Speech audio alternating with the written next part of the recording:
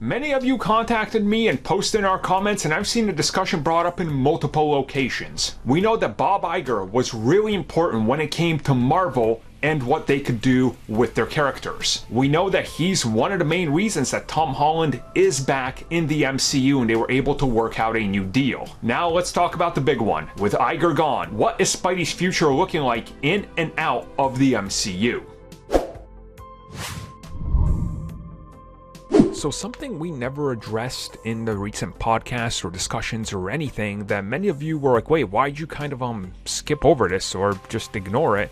And it didn't really, I guess, click with any of us. So I guess I'll talk about it now. And that's Spider-Man's future with Bob Iger gone from Disney. Now, the big one here that many of you pointed out, trust me, I saw you. I saw all of you. Yes, he was important to making the Spider-Man deal happen. He was right there with Kevin Feige all along. When it was time to renegotiate to bring Tom Holland back after he was out from Far From Home, which Bob Iger was like, well, I guess that's just how it goes, business as usual. It was Tom Holland and Kevin Feige coming to him directly. He was like, all right, I'll get Tom Rothman on the phone. We'll hash out a new deal. Okay, so I see where you guys are coming from, and yeah, I understand the exact worry you have. Bob Iger gone, is this new guy gonna be able to do this? And honestly, as bad as it is to say, I don't think so. Here's the thing. Certainly as of right now, it's gonna take a couple years to see how Bob does. Well, man, they're both Bob. Anyways, it's gonna take a little bit of a time gap, if you will, 2 to 3 years, to figure out how the new CEO is gonna handle it, as opposed to how Bob Iger handled it. Now, Iger, whether you like him or not, whether you hate Disney or not, or they're your favorite thing ever, you can't deny that they have hit the most successful business model in entertainment and the film and the TV industry due to Bob Iger. Before him, it was not good.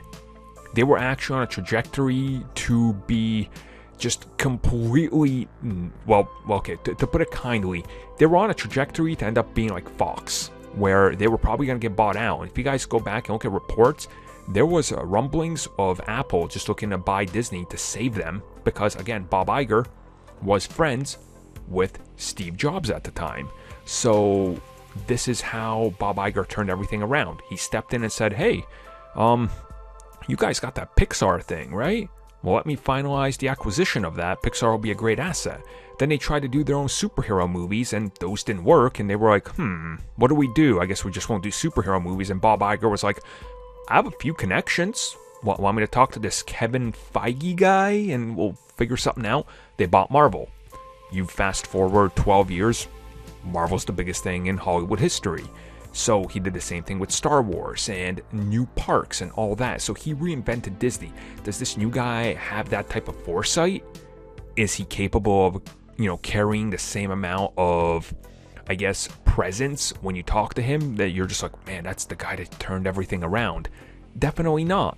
So if another deal comes up, how is the new CEO going to approach this?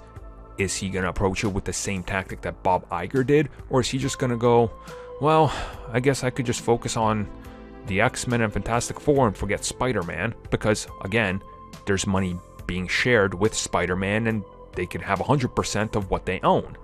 So again, it's all going to be down to how they proceed with this. But Spidey's future for right now, Bob Iger already set a couple more, appearances. So it's safe for now.